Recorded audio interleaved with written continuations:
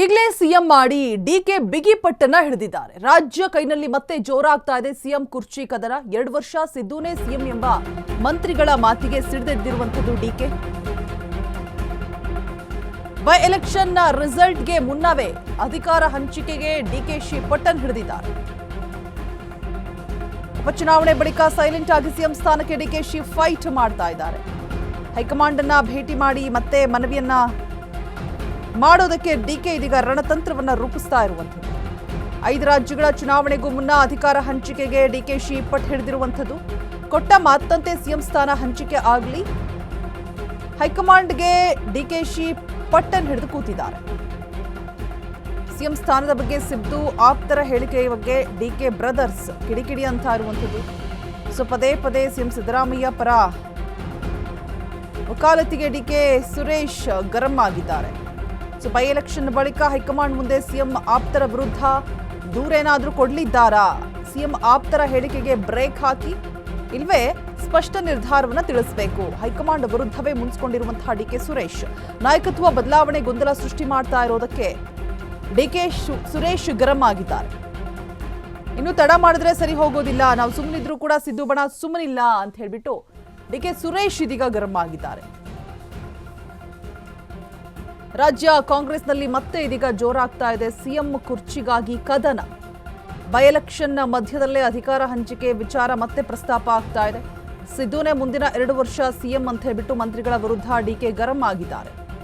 CM ಸ್ಥಾನದ ಬಗ್ಗೆ ಸಚಿವರ ಹೇಳಿಕೆಗೆ ಕನಕಪುರದ ಬಂಡೆ ಕೆಂಡಾಕೆಂಡವಾಗ್ತಾ ಇರುವಂಥದ್ದು.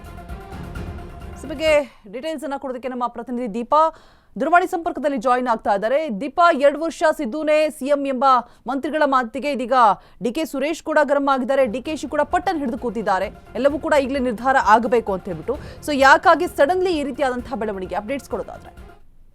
ರೋಜಾ, 2-3 ದಿನಗಳಿಂದ ನಾಯಕತ್ವ ವಿಚಾರವಾಗಿ ನಾಯಕರುಗಳು ಕಂಟಿನ್ಯೂಸ್ಲಿ ಮಾತುಗಳನ್ನ ಹೇಳ್ತಾನೆ ಇದ್ದಾರೆ. ಒಂದು ಕಡೆ ಡಿಕೆ ಟೀಮ್, ಮತ್ತೊಂದು ಕಡೆ ಸಿದ್ದರಾಮಯ್ಯ ಟೀಮ್ ಈ ಒಂದು ಹೇಳಿಕೆಗಳನ್ನ ಮುಂದುವರಿಸಿದ್ರು. ಅದರ ಬೆನ್ನಲ್ಲೇ ಡಿಕೆ ಸುರೇಶ್ ಕೂಡ ನಿನ್ನೆ ಒಂದಿಷ್ಟು ಗರಂ ಆಗಿದ್ದಂತಹದ್ದು. ಪರಮೇಶ್ವರ್ ಅವರ ಮಾತಿಗೆ ನೇರವಾಗಿಯೇ ಒಂದಿಷ್ಟು ತಿರುಗೇಟನ್ನ ನೀಡುವಂತಹ ಕೆಲಸ ಮಾಡಿದ್ರು. ಡಿಕೆ ಶಿವಕುಮಾರ್ ಕೂಡ ಎಲ್ಲವೂ ಕೂಡ ಹೈಕಮಾಂಡ್ ನಿರ್ಧಾರ ಮಾಡುತ್ತೆ, ಸಮಯ ಅಂದ್ರೆ ಕಾಯುವಂತಹ ಸಮಯ, ಕಾದ ಸಮಯಕ್ಕೆ ಸರಿಯಾದ ಪ್ರತಿಫಲ ಸಿಗುತ್ತೆ ಅನ್ನುವಂತಹ ಅರ್ಥದಲ್ಲೂ ಕೂಡ ಅವರು ಮಾತನಾಡಿದ್ರು. ಇದೆಲ್ಲದರ ನಡುವೆ ಈಗ ಈ ಬಹಿರಂಗ ಹೇಳಿಕೆಗಳನ್ನ ನೀಡ್ತಾ ಇರುವಂತಹ ನಾಯಕರ ವಿರುದ್ಧ ದೂರನ್ನ ಕೊಡಬೇಕು ಅನ್ನುವಂತಹ ನಿಟ್ಟಿನಲ್ಲೂ ಕೂಡ ಒಂದು ಚಿಂತನೆ ನಡೆದಿದೆ ಅನ್ನುವಂಥದ್ದು. ಅಂದ್ರೆ ಹೈಕಮಾಂಡ್ ನಾಯಕರ ಮುಂದೆ ಬಹಿರಂಗ ಹೇಳಿಕೆಗಳನ್ನ ನೀಡ್ತಾ ಇರುವವರ ವಿರುದ್ಧ ಯಾಕೆ ಯಾವ ಕ್ರಮವನ್ನು ಕೂಡ ತೆಗೆದುಕೊಳ್ತಿಲ್ಲ? ಯಾಕಂದ್ರೆ ಸಹಜವಾಗಿ ಈ ಒಂದು ಹೇಳಿಕೆಗಳು ಮತ್ತೆ ಗೊಂದಲವನ್ನ ಸೃಷ್ಟಿ ಮಾಡುತ್ತೆ. ಏನೂ ಇಲ್ಲ ಅನ್ನುವಂತಹ ಸಂದರ್ಭದಲ್ಲಿ ಮತ್ತೆ ನಾಯಕತ್ವ ಬದಲಾವಣೆ, 5 ವರ್ಷ ಅವರೇ ಸಿಎಂ ಅನ್ನುವಂತಹ ಹೇಳಿಕೆಗಳು ದೊಡ್ಡ ಮಟ್ಟದಲ್ಲಿ ಎಫೆಕ್ಟ್ ಆಗುತ್ತೆ ಅನ್ನುವಂತ ನಿಟ್ಟಿನಲ್ಲೂ ಕೂಡ ಏನು ಚುನಾವಣೆ ನಾಳೆಗೆ ಮುಗಿಯುತ್ತೆ, ಚುನಾವಣೆ ಮುಗಿದ ಬಳಿಕ ಒಂದಿಷ್ಟು ದೂರನ್ನ ಹೈಕಮಾಂಡ್ ನಾಯಕರ ಮುಂದೆ ಹೇಳ್ಬೇಕು ಅನ್ನುವಂತ ನಿಟ್ಟಿನಲ್ಲೂ ಕೂಡ ಒಂದಿಷ್ಟು ಚರ್ಚೆ ನಡೆದಿದೆ. ರೋಜಾ, ರೈಟ್, ಥ್ಯಾಂಕ್ ಯು ದೀಪಾ ತಮ್ಮೆಲ್ಲ ಡೀಟೇಲ್ಸ್ಗಾಗಿ. ಸೊ ಬೈ ಎಲೆಕ್ಷನ್ ಟೈಮ್ನಲ್ಲಿ ಎಲೆಕ್ಷನ್ ಮುಗಿಯೋವರೆಗೂ ಕೂಡ ಸುಮ್ಮನಾಗಿ ಅಂತ ಹೇಳಿರ್ತಾರೆ.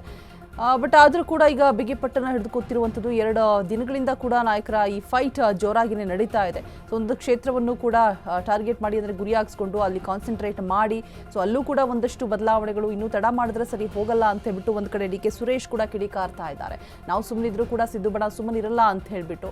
ಸೊ ಕೊಟ್ಟ ಮಾತಂತೆ ಸಿಎಂ ಸ್ಥಾನವನ್ನು ಹಂಚಿಕೆ ಮಾಡಲೇಬೇಕು, ಮಾಡಿ ಅನ್ನುವಂತಹ ಬೇಡಿಕೆಯನ್ನು ಇದೀಗ ಮುಂದಿಡ್ತಾ ಇರುವಂಥದ್ದು. ಸೊ ಹೈಕಮಾಂಡ್ ಮುಂದೆ ಸಿಎಂ ಡಿಕೆ ಶಿವಕುಮಾರ್ ಬಿಗಿ ಪಟ್ಟನ್ನು ಹಿಡಿದು ಕೂತಿದ್ದಾರೆ. ಫೈನಲಿ ಏನಾಗುತ್ತೆ ಕಾದ್ ನೋಡಬೇಕು. ಬೈ ಎಲೆಕ್ಷನ್ ಟೈಮ್ನಲ್ಲಿಯೇ ಇದೀಗ ಪವರ್ ಶೇರಿಂಗ್ ಕೂಡ ಸಿಕ್ಕಾಪಟ್ಟೆ ಸದನ ಮಾಡ್ತಾ ಇರುವಂಥದ್ದು.